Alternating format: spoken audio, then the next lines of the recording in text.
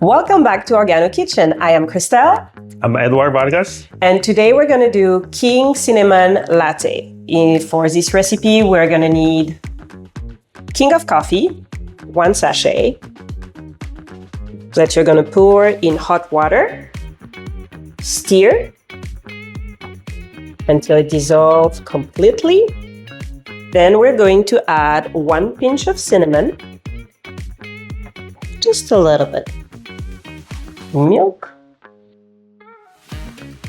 Here you go. And a little bit. Here we go. And then we're going to put the milk in our cup.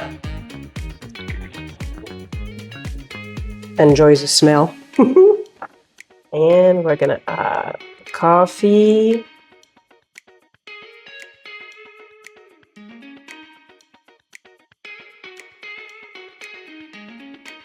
Ooh, it smells amazing.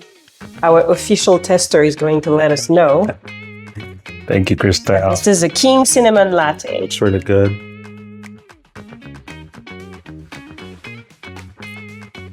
Very good. Ooh, let us know what you think. Thank you.